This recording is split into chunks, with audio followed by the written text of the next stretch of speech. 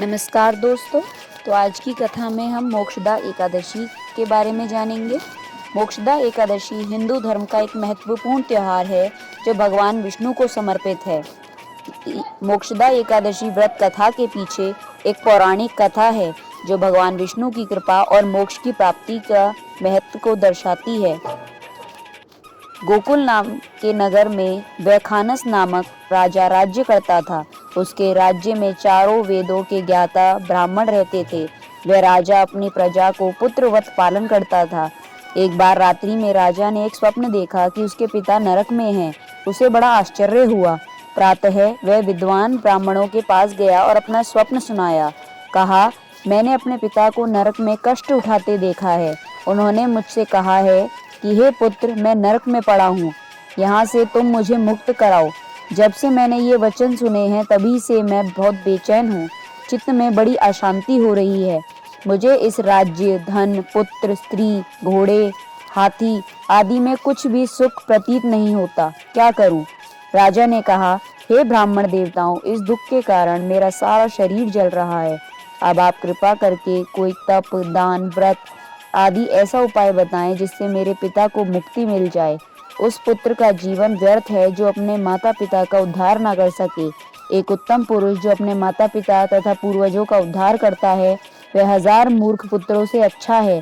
जैसे एक चंद्रमा सारे जगत में प्रकाश कर देता है परंतु हजारों तारे नहीं कर सकते। ब्राह्मणों ने कहा, हे राजन, यहाँ पास ही भूत, भविष्य, वर्तमान के ज्ञाता पर्वत ऋषि का आश्रम है। आपकी समस्या का हल वे जरूर करेंगे। ऐसा सुनकर राजा मुनि के आश्रम पर गया। उस आश्रम में अनेक शांत चित्त योगी और मुनि तपस्या कर रहे थे। उसी जगह पर्वत मुनि बैठे थे। राजा ने मुनि को साष्टांग दंडवत किया। मुनि ने राजा से सांगोपांग कुशल पूछी। राजा ने कहा कि महाराज, आपकी कृपा से मेरे राज्य में सब कुशल है, लेकिन अकस्मात मेरे चित्त में अत्यंत अशांति होने लगी है। ऐसा सुनकर पर्वत मुनि ने आंखें बंद की और भूत विचारने लगे।